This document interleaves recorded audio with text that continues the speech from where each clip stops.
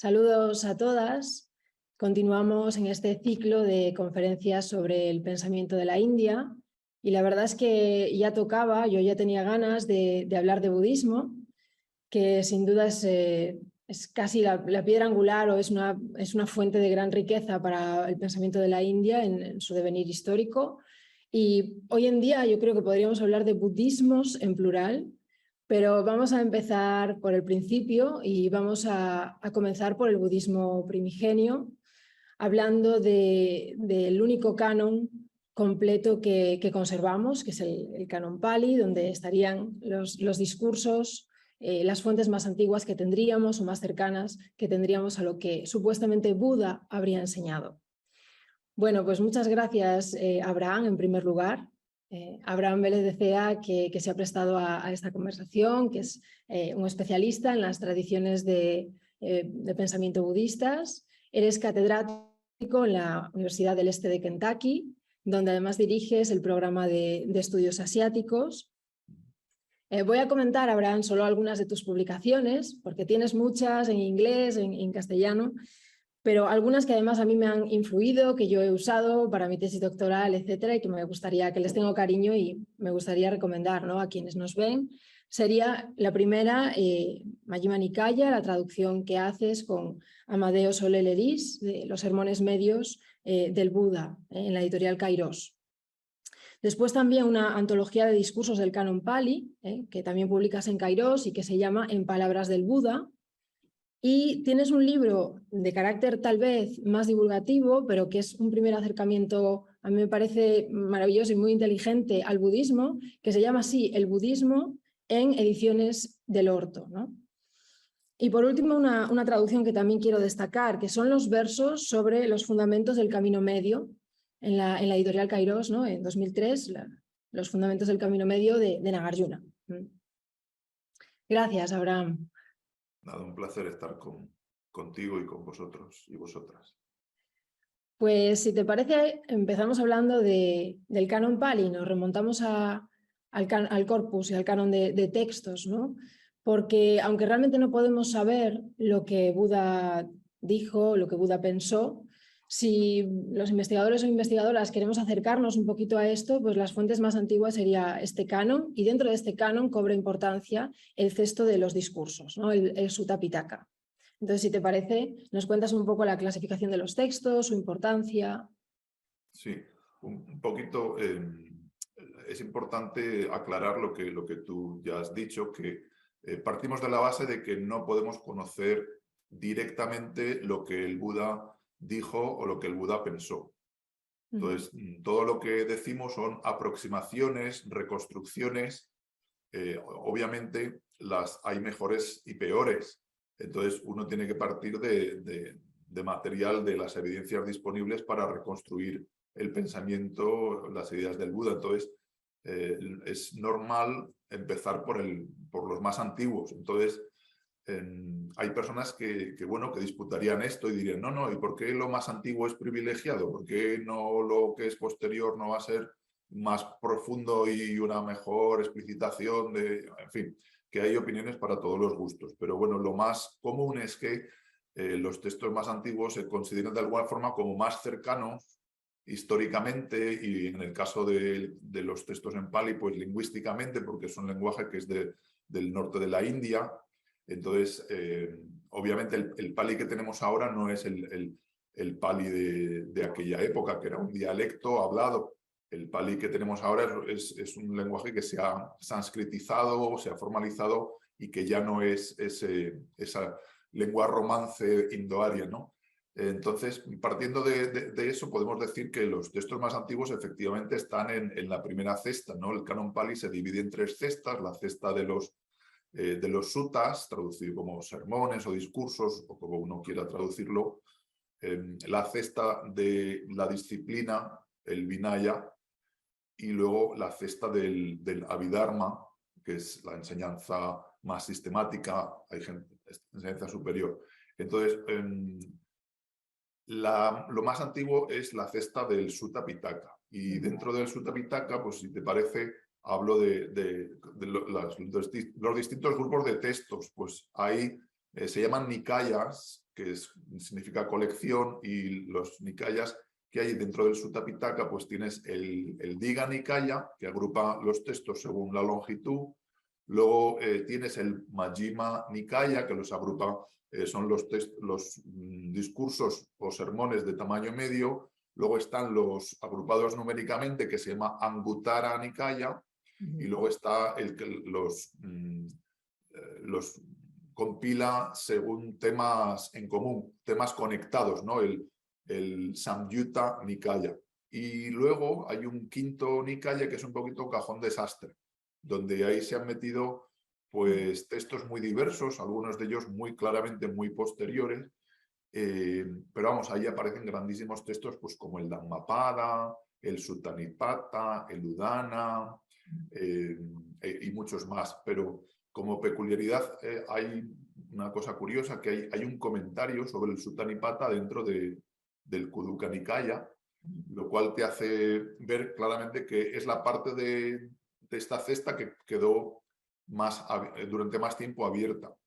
Y estos Nikayas, pues bueno, lo que sabemos es que en la época antigua pues había grupos de recitadores. La gente se especializaba en unos textos y no necesariamente conocía todos los textos. Entonces había que saber, pues bueno, lo que decían los distintos grupos de recitadores, y por eso hay tanto solapamiento, tanta repetición, y te encuentras fragmentos que están en varios Nikayas al mismo tiempo. Luego también hay que decir algo sobre el tipo de literatura de la que estamos hablando, que es una literatura oral, por lo tanto es muy repetitiva, no es para ser leída. Hay personas que dirían, no, es un lenguaje performativo para ser recitado, para ser... es parte de una práctica espiritual, ¿no? Porque estos textos se recitan y la recitación se supone que es un acto meditativo, y es un acto que también escucharlo produce buen karma, etc. Entonces eso sería lo que habría que aclarar. Los textos del Vinaya pues son posteriores, y dentro del Vinaya hay gente que dice, bueno, quizás la regla monástica, lo que se llama el Pratimoksha o Patimokkha en Pali, quizá eso fuera antiguo también, pero más o menos hay consenso en considerar el Vinaya Pitaka, la cesta de la disciplina monástica, como algo posterior. Y luego la que claramente es posterior es el Abhidharma. El Abhidharma, de hecho, no se atribuye... Bueno, en el caso del Theravada sí que se lo atribuyen al propio Buda, pero no en la tierra, sino cuando está en el cielo de los 33 dioses, que se lo está contando a su madre. Pero en el Sarvastivada, el Abhidharma Sarvastivada, ni siquiera se lo atribuyen al Buda, ¿no? Se lo atribuyen a unos autores, a unos monjes, con lo cual eso ya te dice que la propia tradición se da cuenta de que hay algo diferente con respecto al Abhidharma Pitaka. El Abhidharma Pitaka pues es muy árido, muy seco, no sé si hablaremos de eso, y si quieres paro para seguir conversando o que me preguntes más cosas. Bueno, pues un poco un comentario a esta clasificación, ¿no? Que el hecho de que el Sutta Pitaka probablemente sea más antiguo que el Vinaya Pitaka, ¿no? Que la cesta de la conducta y demás, yo creo que tiene un poco sentido en el sentido de que el Sutta Pitaka nos habla de una comunidad nómada, es decir, de unos renunciantes que todavía no están estructurados en una orden monástica, que haya que regular. El Vinaya también tenga partes posteriores, o sea, todo entero posterior, no lo sé, pero porque ya nos habla de una comunidad que es más sedentaria, ¿no? Sí, está claro que al principio la comunidad de discípulos budistas pues eran itinerantes, y solamente cuando era la estación de las lluvias, pues por razones de sentido de logística era necesario pues quedarse en un sitio, pues porque es más incómodo, están los suelos mojados, luego también pues puedes matar insectos si caminas cuando ha llovido. Entonces, durante la estación de lluvias era lo normal quedarse siempre en el mismo lugar. Entonces, claro, eso supuso que los discípulos laicos pues que empezaron a hacer donaciones de un lugar permanente, porque a ellos les interesaba que se quedaran más tiempo y que no fueran de lugar en lugar, que no fueran itinerantes o nómadas como tú has dicho. Entonces, efectivamente, poco a poco, se van asentando y se vuelven más sedentarios y claramente el Abhidharma no hubiera sido posible si no hubiera sido ya la comunidad monástica algo clarísimamente establecida y con tiempo libre para poder dedicarse a la especulación filosófica, porque cuando estás caminando de un lado para otro es más complicado juntarse y recitar cosas y especular y desarrollar conceptualmente las enseñanzas. Entonces sí, sin duda empezó como una comunidad itinerante y eso se refleja en los textos del Sutta Pitaka, en el hecho de que, por ejemplo, el Buda enseña distintas cosas a distintas personas, hay distintos interlocutores, hay también no solo laicos y personas de la clase alta, de clase social alta, sino que también hay conversaciones y enseñanzas a personas de otras escuelas. O sea, eso solo se explica con el carácter itinerante de la comunidad primitiva, sí. A criminales incluso, ¿no? En Angulimala estoy pensando. Tiene conversaciones con gente muy dispar, desde luego. Sí, la historia de Angulimala es muy curiosa, muy interesante. Sí, es muy porque bonita. nadie se atrevía a pasar por el bosque donde se suponía que estaba viviendo y el Buda pues va por ahí, entra por ahí y entonces ahí bueno, no sé si quieres que lo cuente, me detenga en esto. No es muy filosófico, ¿no? Bueno, Pero, tiene una moraleja de dónde sacar, de ahí podemos sacar filosofía, cuéntala. Sí, bueno, la moraleja yo creo que es clara, que incluso una persona, o sea, que la mente humana siempre se puede purificar y que incluso las personas más malvadas o con un karma más negativo son susceptibles de mejora, de transformación y de incluso de logro del despertar, ¿no? Que es el caso de Angulimala. Pero fíjate que aun en el caso de Angulimala, que se arrepiente de haber sido un asesino sanguinario, ¿no? Anguli mala, mala es el collar con los dedos, ¿no?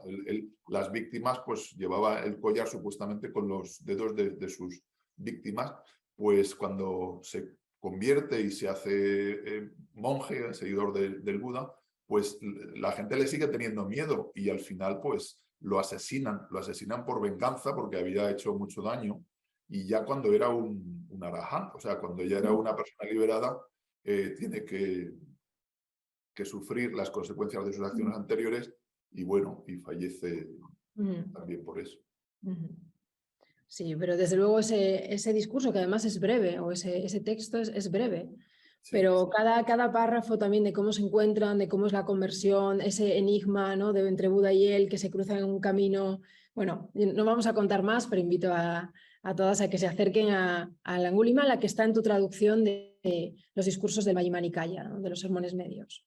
Sí, ahí está. Sí, son textos que tienen, o sea, aparte de interés filosófico, tienen una belleza literaria y que, bueno, que no es despreciable. O sea, y luego también contenido espiritual. O sea, la filosofía no es el objetivo principal de estos textos, ¿no?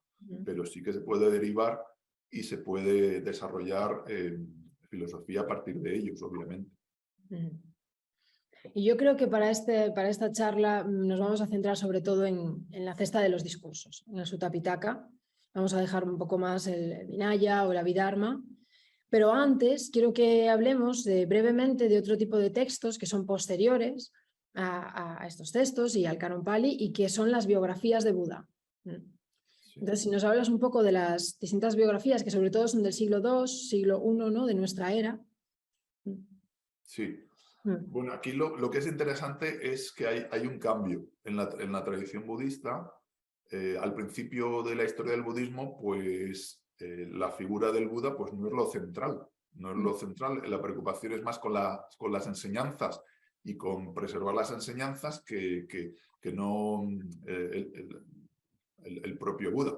Sin embargo, con el tiempo parece ser que hay una necesidad. Hay gente que hace la hipótesis, bueno, pues como no estaba el maestro, la gente necesitaba de alguna forma una relación devocional con el maestro y empezó a dar importancia a las biografías o a geografías, ¿no? Más que biografías, no son meramente de contenido histórico, sino que están llenas de elementos legendarios. Entonces, la distinción entre historia y leyenda, la verdad es que ayuda muy poco y que no es lo importante. La verdad es que la historicidad de estas biografías no es central para los budistas, ¿no? Uno puede ser budista creyendo que el Buda fue un personaje histórico, un ser humano cualquiera, o también puede ser budista pensando que fue un ser de alguna forma con poderes sobrenaturales que siempre habita de alguna forma, de forma eterna en todo el universo. O sea que el budismo no depende de lo que uno crea sobre el Buda. Pero bueno, estas narrativas, no, en los textos más antiguos del Sutta Pitaka, lo que aparece está por ahí fragmentado, ¿no? Hay trocitos aquí, trocitos allá, muy poco sobre la vida del Buda antes de la renuncia, de la gran renuncia. Sí que se dice que tenía los 3 palacios, que tenía... sí, los rudimentos sí que están, pero no están desarrollados ni está todo compilado y unido en una biografía sistemática. Entonces, esto es importante, ¿no? Porque te demuestra que al principio no era una religión centrada en el Buda, sino una religión centrada sobre el Dharma. Entonces, más o menos un siglo antes de nuestra era o en el primer siglo de nuestra era, vemos un desarrollo de estos textos. También los Jatakas son las narrativas sobre los nacimientos anteriores del Buda. También vemos que el ideal del Bodhisattva se convierte en estándar, que esto también es la época donde empieza a surgir el Mahayana. Todo esto va unido, todo esto está unido y hay que tenerlo en cuenta. Y lo importante es que este ideal del Bodhisattva, el Bodhisattva es la persona que de alguna forma practica con una motivación compasiva, con una motivación altruista, buscando no su propio bienestar y felicidad, sino que practica para el bien y felicidad de todos los seres. Entonces, esto se convierte en la norma. Entonces, las biografías de alguna forma tratan de ilustrar este ideal del Bodhisattva, ¿no? Entonces, hay distintas narrativas. Las más famosas, pues está el Buda Charita, está el Mahavastu, y luego, para mí, la más grande y la más espectacular y también literariamente la más bonita es el Lalita Vistara. Lalita Vistara es clarísimamente uno de los, de hecho, la tradición mahayana lo considera como uno de los grandes sutras. Porque el Lalita Vistara tiene muchísima densidad también, aparte de que tenga mucho valor literario, también tiene ahí una gran valor espiritual, ¿no? Porque presenta los valores del Mahayana. En el Theravada es curioso que el Theravada también va a recibir la influencia de esta espiritualidad más devocional y también hay influencia del Mahayana dentro del Theravada. Mucha gente desconoce esto y debería decirse que el Theravada actual no es el Theravada de entonces y que el Theravada actual pues tiene obviamente muchísimas influencias del Mahayana, ¿no? Entonces, dentro del Theravada existe la introducción a los Jatakas, se llama Nidana Katha, y es la primera biografía completa que hay en la tradición Theravada, pero si uno la compara con estas otras biografías, ve que nuevamente está el ideal del Bodhisattva, la descripción de los grandes actos de todos los Budas, que es lo que es destacable, ¿no? Que es de alguna forma algo que es característico de una época posterior, es lo que yo diría, y una clara influencia del ideal del Bodhisattva, que aparece más como algo importante y casi universal. En el Mahayana se universaliza, en el Theravada queda opcional, ¿no? O sea, no es que se desprecie el ideal del Bodhisattva, pero en el Theravada se considera que es demasiado difícil, que es para la gente más heroica, para unos pocos, no es para todo el mundo. El Mahayana, en cambio, dice, no, al final solo hay un camino, que es el Ekayana, el Sutra del Loto lo describe así, ¿no? El Ekayana es el camino del Bodhisattva y ese es para todos y todos los budistas, sea de la tradición y del camino que elijan, tarde o temprano tienen que desembocar todos en este único camino que es el camino del Buda. Se universaliza en el Mahayana. Y no sé si quieres que comente algo más. Sí, sobre esta idea del Bodhisattva, que normalmente, claro, como esto se hace fuerte, sobre todo con el Mahayana, como bien estás comentando, yo creo que a veces también se subestima que hay fragmentos en el Sutta Pitaka que ya dan cuenta de esta idea. Está bien que a lo mejor son interpolaciones, no lo sé, ¿no? Porque dentro del cesto de los discursos hay partes más antiguas y partes más posteriores, ¿no? O sea, no todos los discursos están al mismo nivel de antigüedad. Pero hay, por ejemplo, yo que estuve dedicándome al tema del suicidio en el Canon Pali bastante, uno de los argumentos que se pueden encontrar para no suicidarse en uno de los discursos es precisamente que el monje budista está trabajando para el bien de los demás. Entonces, que su cuerpo no solo le incumbe a él, sino que está desarrollando como una actividad hacia los demás, ¿no? De bondad y de tal. Yo veo que hay una genealogía, una protogenealogía de lo que es el Bodhisattva que luego va a hacer tan fuerte el Mahayana. Pero no quiero decir, la idea no está totalmente ausente del Sutta Pitaka. No, en absoluto. Y Claro. está claro que hoy todos los budistas, tanto del Theravada como del Mahayana, estarían de acuerdo con, primero, que la motivación de la práctica de los budas es siempre la compasión, es el buscar el bien de los demás, y que ese tipo de motivación es superior a las personas que solamente buscan su propio beneficio. O sea, eso hay que un poquito contrarrestar un poquito las visiones, las caricaturas que se hacen a veces del Theravada y del ideal Theravada, que presentan a veces el Arhat como un ser de alguna forma egoísta. Esto es absurdo, ¿no? No tiene fundamento, porque la persona que alcanza este nivel de santidad se ha liberado ya del ego, se ha liberado ya de las preocupaciones por el mío, yo primero. Entonces es absurdo atribuir a ese tipo de ser una motivación no compasiva, no altruista. Sí, efectivamente, es lo que une, yo creo, a todas las tradiciones, ¿no? Que el Buda no inicia la gran renuncia buscando su propio beneficio, sino que lo hace para solucionar un problema humano, universal, que es el problema del sufrimiento. La raíz de toda esta búsqueda es buscar una solución. Y de hecho, en los textos Pali, cuando se produce lo que yo llamaría la gran tentación de no enseñar, pero el Buda, después de alcanzar el despertar, pues tiene dudas. Dice, bueno, ¿para qué voy a molestarme en enseñar si no me van a entender? La mayoría de la gente no me va a entender porque lo que yo enseño va en contra de la mayoría. Y entonces el texto Pali hace bajar al dios Sahampati, que es un tipo de dios del género supremo, de los Brahmas, que es un tipo de dios. Los dioses Brahma, pues baja este Brahma Sahampati y le implora al Buda, y le dice, oye, que hay gente que tiene poco polvo en los ojos, que se puede beneficiar de las enseñanzas, ¿no? Y entonces el Buda, de alguna forma, supera esta tentación, que seguramente es un recurso literario. Vete a saber si fue histórico, no hay forma de saberlo, pero lo que está claro es que enfatiza la compasión, ¿no? Por compasión hacia las personas, hacia esas personas que tienen poco polvo en los ojos y que podrán ver, que se podrán beneficiar de las enseñanzas. Para esas personas hay que enseñar, y esa es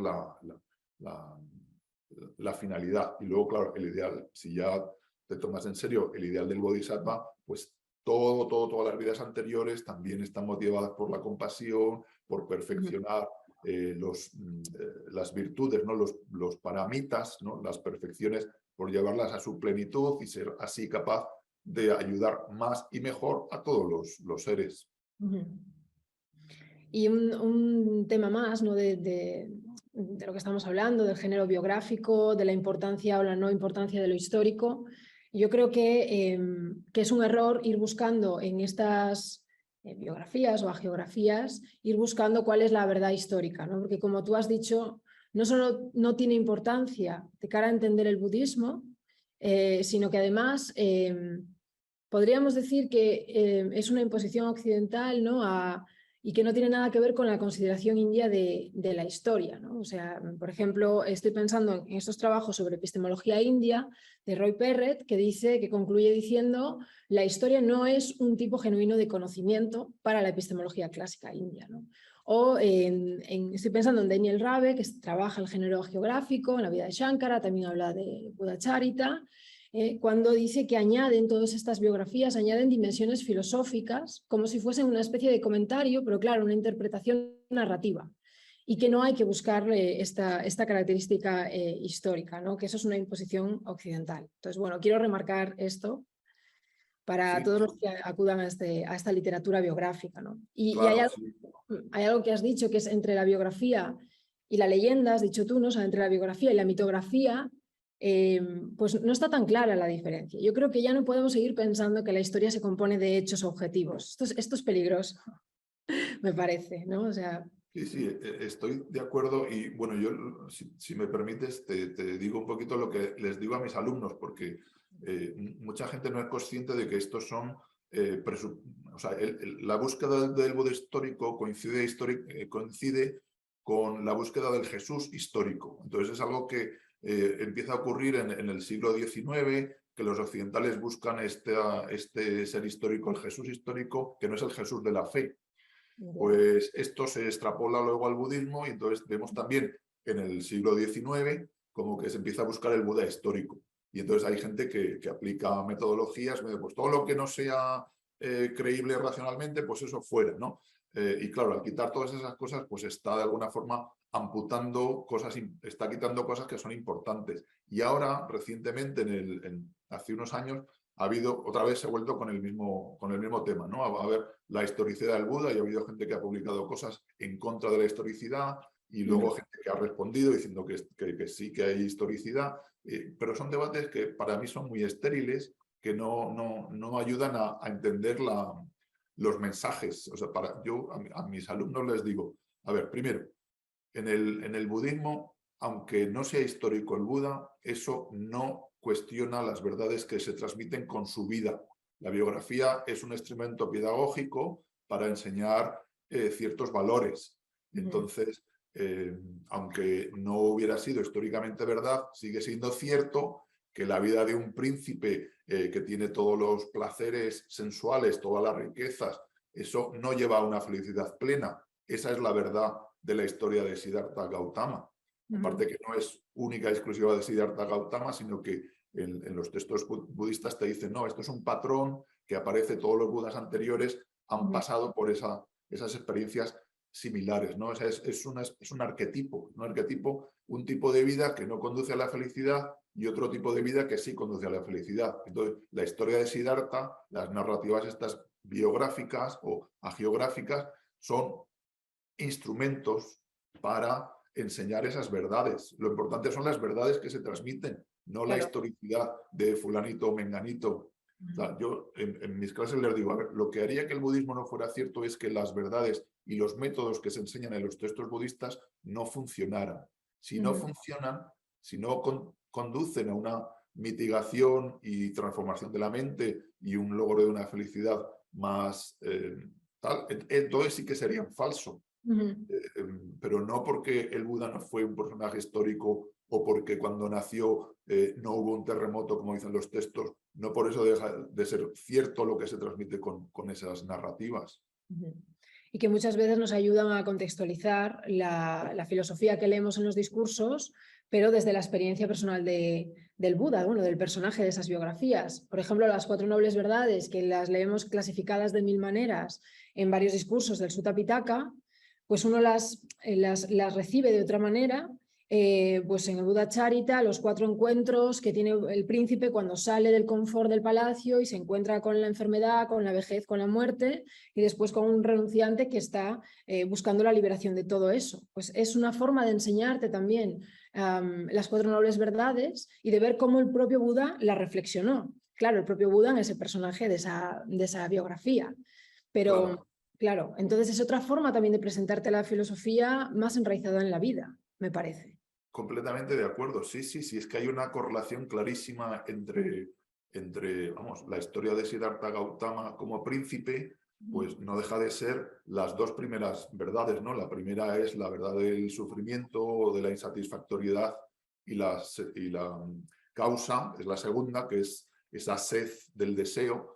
Entonces, cómo satisfacer continuamente los deseos, eso no conduce a una felicidad plena, sino que conduce a una insatisfacción, dukkha. Esa es la historia que se cuenta con la vida de Siddhartha Gautama, ¿no? Es un príncipe que tuvo de todo lo que podemos soñar los seres así como desde un punto de vista mundano. Él lo tuvo todo, lo experimentó todo y aun con todo eso no le satisfacía plenamente y tuvo que abandonar todo eso para emprender un camino espiritual, que eso simbólicamente, como has dicho tú muy bien, lo representa la cuarta visión que tiene, que es la visión de este renunciante con una mirada serena, pacífica, que le hace pensar, bueno, pues a lo mejor el camino espiritual es el camino para una felicidad superior o de orden más trascendente. Y esas son las siguientes dos, no, las dos verdades siguientes, ¿no? La tercera, que hay otro tipo de felicidad, que es la felicidad del nirvana, que es algo diferente a todo lo que experimentamos con los sentidos, y la cuarta, que es la verdad del camino que conduce a ese estado de nirvana. Entonces, esas dos verdades, simbólicamente, representa esa parte de la vida del Buda, que es la gran renuncia, primero la visión del renunciante y luego la gran renuncia para empezar a practicar un camino espiritual. Sí, sí, estoy de acuerdo que son métodos pedagógicos distintos para presentar las verdades de otra forma más atractiva, más visual, más imaginativa, sin duda. Sí.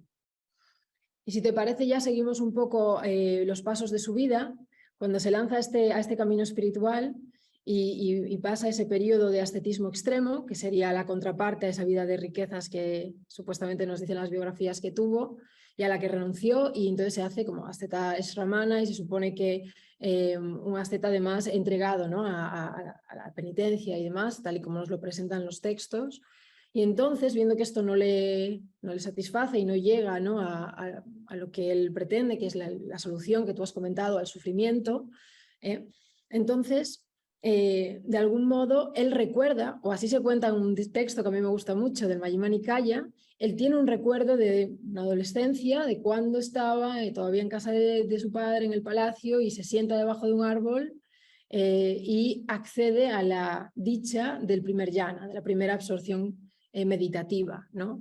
Y a partir de ahí yo creo que podemos hablar de cómo él llega a la vía media, ¿no? Y también de cómo acepta que para llegar a ese estado de felicidad no hace falta penitencias, no hace falta someterse a extenuación del cuerpo, etcétera, etcétera, que contrasta con el clima estético esramánico de su época. Si te parece, tocamos estos puntos. ¿Cómo emerge la vía media? Sí, bueno, primero decir que lo que aparece en los textos es que él probó lo que eran los métodos más comunes de su contexto. Entonces había las prácticas ascéticas y las prácticas meditativas de carácter yógico, de carácter para alcanzar un estado alterado de conciencia, un estado, una unificación mental. Entonces, pero vamos primero por las prácticas ascéticas. Los textos te dejan claro que no les satisfacía, sino que es que casi se muere. Los llevó a su extremo y los textos te describen muy bien cómo estaba y que estaba incluso, bueno, en la narrativa aparecen los dioses hablando entre ellos, está muerto ya, no está muerto, tiene un color ahí. O sea, que la idea es que los probó y los llevó a sus últimas conclusiones y eso no le solucionó el problema que quería solucionar. Recordemos que todo esto nace de la búsqueda de una solución para el problema del sufrimiento existencial.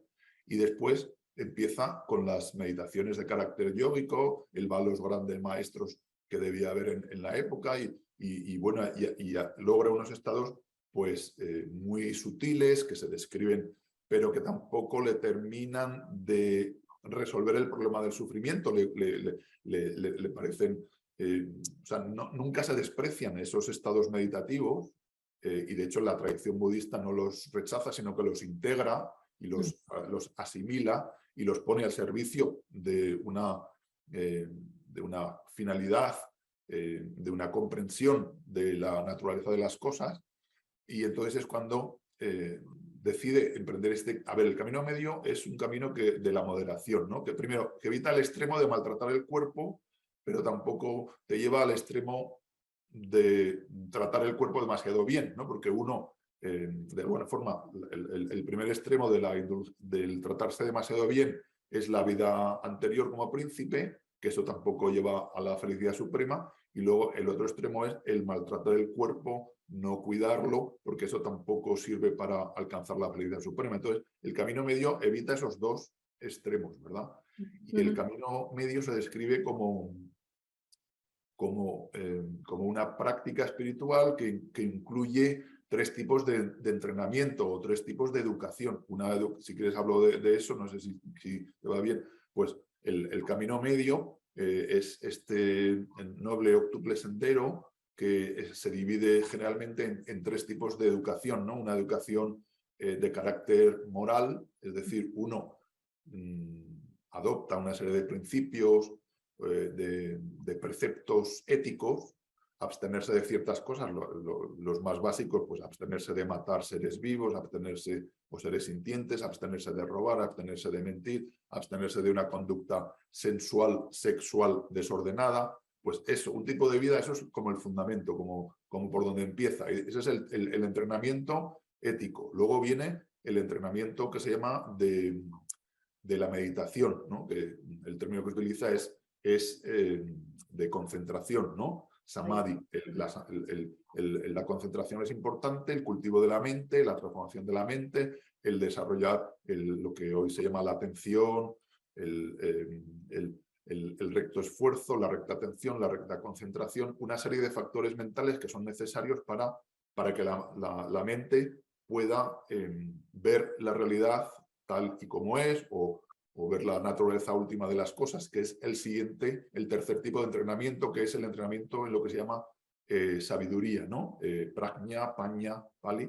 Entonces, ética, meditación y sabiduría, los tres son tres componentes esenciales del camino espiritual budista, los tres son importantes, los tres se refuerzan mutuamente, pero el objetivo último es esa sabiduría. Y me gustaría resaltar que el concepto de sabiduría no es una sabiduría meramente intelectual, sino que en la sección de sabiduría también se incluye lo que se llama el recto pensamiento o la recta intención, que es lo que tiene que ver con la motivación, el por qué y el para qué de toda la práctica que estás llevando a cabo. Dentro de este apartado de la recta intención o recto pensamiento, te habla de tres tipos, si me permites. Uno es el espíritu o la renunciación, abandonar todos estos estados mentales negativos, emociones negativas, aflictivas, como las quieras llamar. Dos, el no dañar, ¿no? El vihimsa, ¿no? El abstenerse, que es parecido a himsa, la no violencia, el abstenerse de violencia o de hacer daño a otros.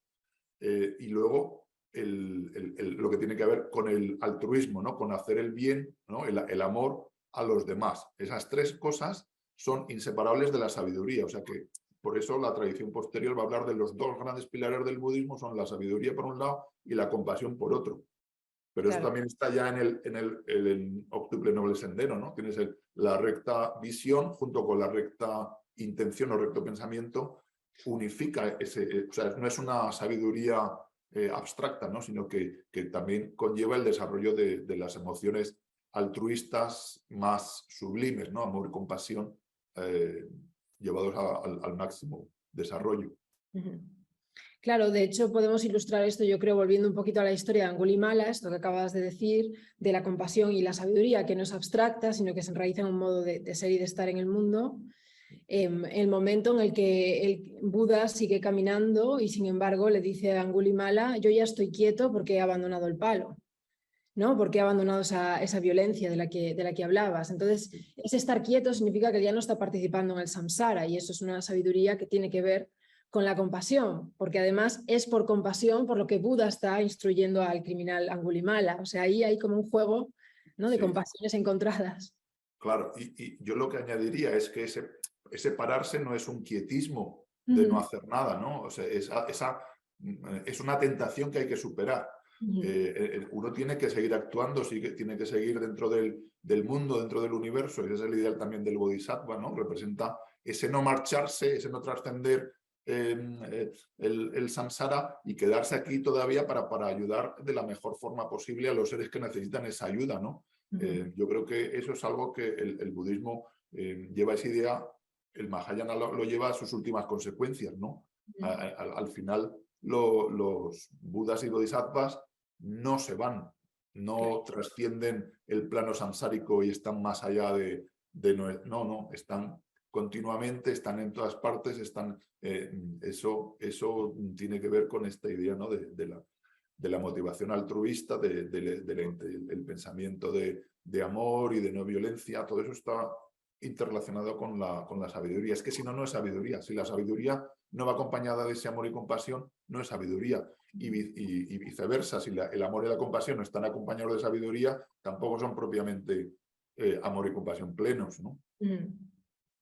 Pues sí, se trata más bien de haber dejado de actuar en la lógica samsárica y haber empezado a actuar, si queremos, en la lógica nibánica, ¿no? Que es como otro patrón de actuación. A mí me interesa mucho el tema de la acción y la libertad, porque si bien, como tú has dicho, obviamente los monjes budistas y las monjas budistas no dejan de actuar, sino que están en el mundo sirviendo a esta acción del Dharma, ¿no?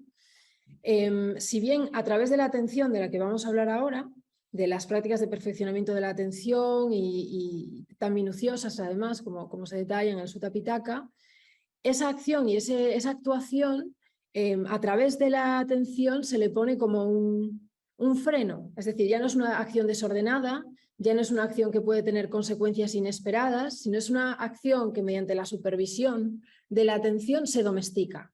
No sé si ves por dónde... ahora vamos a hablar un poco de esta herramienta, si te parece, de la atención, que para mí es la actitud fundamental del practicante budista. Pero vamos a entrar primero en la epistemología y así ese tema lo vamos introduciendo a través de lo epistemológico. Tú haces una distinción hablas de la epistemología budista como un intermedio entre el dogmatismo y el escepticismo, ¿no? Entonces el dogmatismo estaría representado por el brahmanismo, ¿no?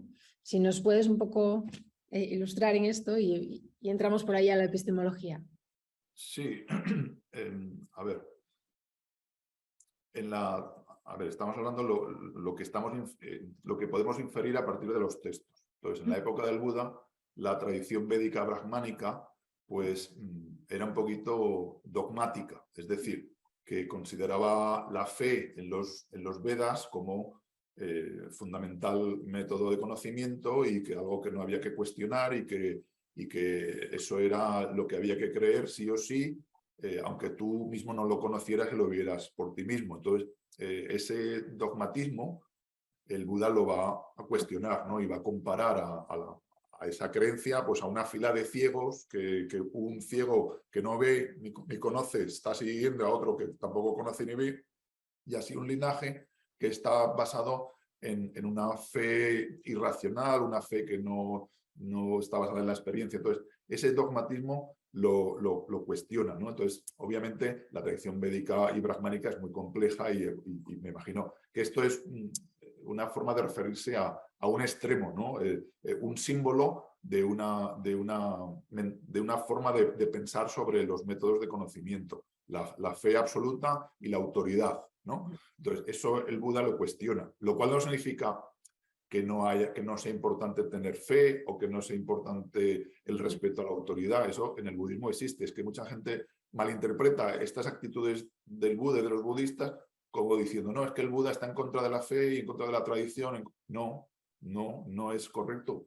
Lo que no hay es que no hay que absolutizar este método de conocimiento y no hay que transformarlo en una fuente de dogmatismo y un instrumento de dominación o de conflicto, de buscar conflicto, ¿no? El Buda de los textos Pali más antiguos claramente rechaza esas afirmaciones que dicen, esto es lo único que es verdadero, todo lo demás es falso.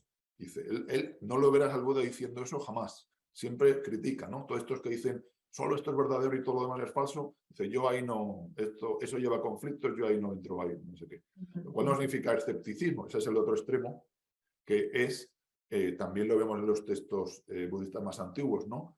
Dada la gran cantidad de doctrinas filosóficas que había, la gran cantidad de métodos soteriológicos que existían, pues había muchísima confusión y había gente que evitaba pronunciarse y evitaba, o sea que eran gente, pues probablemente podemos inferir, gente que tenía muy buena retórica, que sabía defenderse muy bien en los debates, pero no se mojaba, no se comprometía con ninguna tesis, sí, no y todo lo contrario. Y entonces eso también lo refleja los textos budistas, ¿no? Dice, no, eso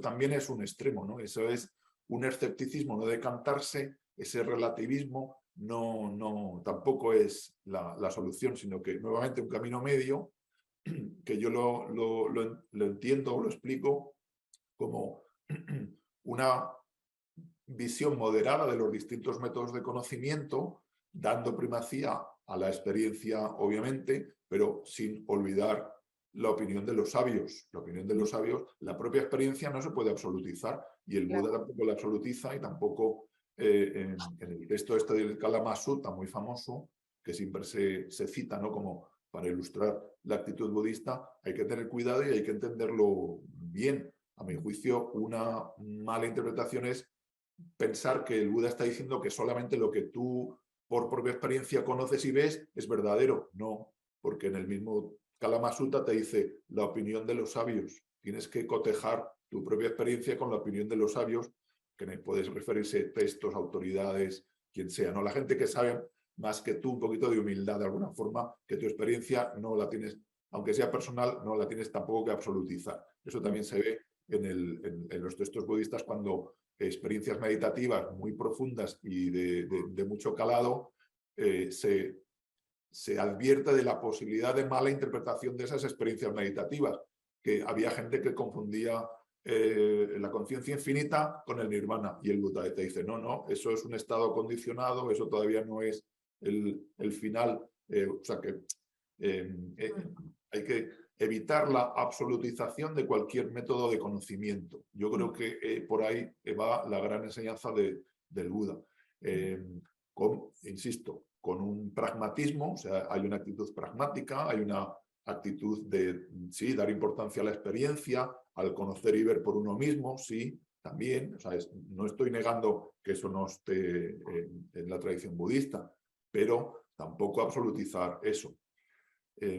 Entonces, el camino medio no significa que los razonamientos también hay que desecharlos, o que la filosofía, los métodos analíticos de conocimiento hay que desecharlos. No, porque en la tradición budista la filosofía se utiliza y se integra como método contemplativo. Eso mucha gente no lo sabe, pero la filosofía en el budismo fundamentalmente es un tipo de meditación analítica, ¿no? Los debates que se hacen y las reflexiones que aparecen son con la finalidad de mejorar la comprensión que uno tiene, una comprensión intelectual que no es la más elevada. Es importante, por eso es importante la filosofía, y por eso es importante argumentar bien y llegar a un conocimiento intelectual de las cosas. Pero el conocimiento intelectual no es un fin en sí mismo, sino que está subordinado a una comprensión de carácter místico, de carácter supraintelectual, como lo quieras llamar, ¿no? No sé Sí, si... en todos estos métodos que el Buda contempla está la idea que comentas, ¿no?, de no absolutizar ninguno de ellos. Y claro, las lecturas simplistas aquí nos harían mucho daño, porque la fe, no en el sentido de, por ejemplo, la fe católica, no en el sentido de una creencia acrítica muchas veces, sino en el sentido de una confianza en aquellos que tienen más experiencia que nosotros. Eso está en muchos de los discursos de Buda. Y hay, de hecho, creo que era Getting el que hablaba de una psicología de la confianza, una psicología de Sadha, que es esta confianza en el Buda, confianza en la enseñanza, confianza en la comunidad, ¿no? Claro, Pero que, de nuevo, no es una confianza acrítica, ¿no? Sí, me permites, este concepto de Sadha, fe o confianza, a ver, no es asentir intelectualmente a una proposición. Claro. Es algo que tiene que ver con el corazón, claro, con la devoción. Entonces, uno obviamente empieza por tener una actitud devocional hacia el Buda, y eso hace que deposites tu confianza, tu fe en sus enseñanzas, pero obviamente no es una confianza y fe absoluta y acrítica, sino que está supeditada al conocimiento y, en último término, a la comprensión y a la intuición de la realidad de las cosas, pero uno necesita de esa fe. Y la fe es una de las facultades espirituales de las que habla positivamente el budismo. No solamente el mindfulness, la concentración, la sabiduría y la energía, sino que la fe es también la quinta, o sea, es la primera de las 5 grandes facultades espirituales, o sea, que es necesaria para que haya desarrollo espiritual. Esa característica, esa primera de las 5, bueno, las 5 están, pero en especial quiero remarcar esta, está luego en los Yoga Sutra de Patanjali. Sutra 20 de la primera parte es exactamente las 5 actitudes espirituales, facultades espirituales de un discípulo budista, y ahí está Shraddha, ¿no? Y efectivamente tiene que ver con el corazón, y además la etimología sánscrita del término es muy bonita, que es poner, ¿no? Da en el corazón, Shraddha, ¿no? Entonces, esto no es incompatible ni mucho menos con un análisis crítico, ni con una actitud intelectual que está asociada también a la práctica y a la experiencia. Sí. Y aquí me gustaría nuevamente resaltar textos donde el Buda invita a los discípulos a que esa fe sea crítica, ¿no? Hay dos textos muy importantes. Bueno, el de la huella del elefante, que es muy interesante, ¿no? El Buda escucha que alguien está elogiándolo y que lo está comparando con un gran elefante, y entonces el Buda empieza a discernir distintos tipos de elefante, distintas cualidades. Bueno, al final la moraleja es que hasta que uno no vea el elefante por sí mismo, que dejarse guiar únicamente por las huellas que ves en el suelo o por las marcas de los colmillos o de las trompas o en los árboles, tampoco es lo idóneo, ¿no? O sea, no es que esté eso mal, que no sirva para seguir la ruta, los rastros del elefante, pero al final uno es en lo abierto donde tiene que ver al elefante, ¿no? Entonces esto simboliza que uno tiene que ver las cosas por uno mismo, pero la fe y la investigación crítica racional acompañada de la fe tienen su función también, pero no son absolutos. Esa es la clave. O sea, que no solo la fe, sino ni siquiera la inteligencia, el raciocinio son absolutos. Claro, y es que al final, hablando de esa huella del elefante, idealizando nunca vamos a llegar a ver las cosas tal y como son, ¿no? O sea, si uno idealiza sin criterio, pues tampoco. Se trata de llegar a ese bueno, esta idea, ¿no? de ver las cosas tal y como son, este Yatha Bhután, ¿no? Que siempre está en todos los textos. Claro. No, y ojo que las tradiciones budistas en el caso de los abhidharmas, pues ha habido absolutizaciones de lo racional de alguna forma y de las categorías conceptuales, que eso es lo que permite explicar a pensadores budistas como Nagarjuna, que van y los textos sobre la perfección de la sabiduría, el énfasis sobre la vacuidad, que nuevamente en la historia del budismo es necesario una crítica de la propia filosofía budista, porque se ha desvirtuado de alguna forma y se ha absolutizado con algunos desarrollos dentro de las tradiciones abhidhármicas, ¿no? O sea, que de vez en cuando el no dogmatizar se hace necesario incluso con las propias enseñanzas budistas. Yo creo que aquí el texto clave paradigmático es el símil de la balsa, que es el número 22 del Majjhima Nikaya, donde ahí el Buda compara sus enseñanzas con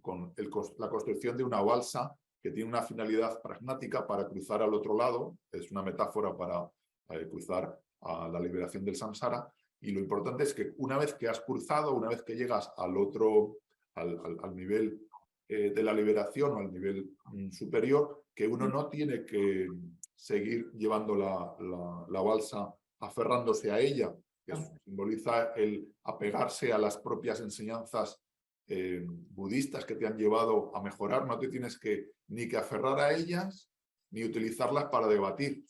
Es el mensaje de ese sutra, ¿no? Dice que no, tiene una función meramente para soltarse cuando llegue el momento y para no utilizarlas ni para desprestigiar a otros ni para pelearse con otros. Eso es desvirtuarlas. Y de hecho, voy ahora a Nagarjuna, en uno de los versos, cuando alguien dice, bueno, convertir la vacuidad, el shunyata, en una doctrina es ya eres incorregible, o sea, como que no has entendido nada, o sea, que ya eso es lo peor que se puede hacer. No, el sunyata, la vacuidad. Por eso cuando dice Nagarjuna en otro texto que él no tiene ninguna opinión o ninguna doctrina, van por ahí los tiros. No es que no tenga ninguna visión del mundo, pero que no se aferra, que no considera nada absoluto, que está dispuesto a trascender el nivel de comprensión que te da el intelecto por una comprensión de carácter no lógico, conceptual, lingüístico, como quieras describirlo. Lo que ocurre es que Nagarjuna va un poco más al extremo porque nos deja a los que todavía estamos aquí sin posibilidad de afirmar nada, ¿no? Es decir, Buda en los discursos y demás, como también tú comentas en tu artículo, no solo en los escépticos, sino que hay unas cosas en las que se posiciona con claridad, en su necesidad de enseñar. Sí. Nagarjuna como que al final te deja, bueno, pues como se dice, Bueno, a ver, abandono de la discusión muchas veces, te deja en ese vacío, ¿no? claro, pero yo creo que es un problema de entender la intención de... A ver, la crítica que hace Nagarjuna a la filosofía no deja de ser una crítica utilizando la filosofía. O sea, es una filosofía para trascender la filosofía o para ir más allá de ella. Entonces, yo recuerdo una anécdota estando en Sarnath con un lama. Ahora, le pregunté si era verdad que los Prasangika Madhyamikas, o sea, los intérpretes de Nagarjuna de la escuela esta, que siguen a Chandrakirti, si es verdad que ellos, que según ellos, Nagarjuna y ustedes no tienen ninguna opinión, o sea, no tienen nada. Y entonces él se echó a reír, me acuerdo que se echó a reír este lama y me dice, bueno, entonces, ¿para qué querríamos tantos libros y para qué los estudiaríamos si no tuviéramos opiniones? Como que me dijo que esta interpretación, que de alguna forma que había que tener cuidado, Claro. que cuando se dice que no tenemos opinión, hay que entenderlo en sentido absoluto. O sea, no tenemos doctrina que consideremos absoluta. Entonces, yo creo que hay que tener cuidado cómo interpretar a Nagarjuna, y de hecho hay muchas interpretaciones de Nagarjuna. O sea, no estoy diciendo que no sea posible la interpretación que tú acabas de hacer, ¿no? Pero yo creo que los budistas, desde luego, no lo entendieron como, por ejemplo, Shankara, ¿no? Shankara desprecia, se quitan un plumazo la escuela de la vacuidad, que dicen, bueno, con los que no afirman nada no se puede hablar, ¿no? Y ya se los quita. Pero claro, eso no es justo Por primera vez entiendo un poco a Shankara, me parece. Sí. Reconozco que yo estoy en mi mirada a Nagarjuna, que tengo que profundizar sin duda, pero estoy influida por Daya Krishna, que es este filósofo indio del siglo XX, y porque él un poco en algunos textos muy interesantes, muy inteligentes y muy gamberros que tiene, lo equipara un poco a Derrida. En ese intento a veces por deconstruirlo todo, el lenguaje, la razón, por poner todo en tela de juicio, incluso, digamos, esta empresa intelectual de cada civilización, la empresa Shastrika, que la llamaba Daya Krishna. Y claro, él decía, después de estas estrategias de tierra quemada, que están muy bien, que a lo mejor nos sirven a todos para reflexionar un poquito sobre cómo estamos usando la filosofía, pero después de estas empresas que son tan radicales en su cuestionamiento, uno se pregunta, ¿no? ¿Y ahora qué? Y después todos seguimos con lo mismo, que es, seguimos generando opiniones, seguimos investigando, seguimos... O sea que al final, él decía, tampoco se les presta demasiada atención. Esta es la mirada de Daya Krishna, porque obviamente tenemos que seguir creando y tenemos que seguir pensando y tenemos que seguir debatiendo. Esta es la mirada de Daya Krishna. Bueno, yo lo que diría es que, primero, que hay muchos Nagarjuna, hay muchas interpretaciones, y la interpretación esta deconstruccionista posmoderna es solo una de ellas, y yo no creo que sea del todo, para mí no es la más adecuada. Pero vamos, la propia tradición budista, de alguna forma, vio un problema con esta sunyavada, ¿no? Con este énfasis sobre la doctrina de la vacuidad, y analizando la historia filosófica del budismo, te das cuenta que llega un momento en que hace falta afirmar algo de forma positiva y hace falta, de alguna forma, ir más allá de los textos sobre la perfección de la sabiduría y la vacuidad, ¿no? Entonces ahí ves la doctrina esta del Tathagata Garbha, la naturaleza del Buda, el Yogacara, ¿no? Cómo desarrolla el Alaya Vijnana, la conciencia está almacén, cómo la tradición budista, de alguna forma, va más allá de la crítica de Nagarjuna y del concepto de vacuidad, porque eso se convierte en problemático para muchas personas. En fin, es la belleza que tiene la filosofía budista, ¿no? Que tienes muchos sistemas filosóficos y es bueno ver cuándo aparecen, por qué aparecen, y en la actualidad pues tienes la posibilidad de optar por uno o por otro, ¿no? Incluso las tradiciones tibetanas, las tradiciones de debate están vivas y se siguen estudiando las distintas perspectivas sin absolutizar ninguna. Bueno, en algunas escuelas, en la Gelugpa, por ejemplo, se enfatiza lo que es el Prasangika Madhyamika, pero hay otras escuelas dentro del budismo tibetano que no van por ahí y que adoptan una posición más del Tathagata Garbha, una visión más positiva de la vacuidad, ¿no? Hay unos debates interesantísimos y complejísimos que yo no desconozco, pero vamos, he leído alguna cosilla, pero no los conozco de primera mano, pero que hay que tener mucho respeto por la complejidad de los debates entre budistas con ellos mismos también. Sí, sí.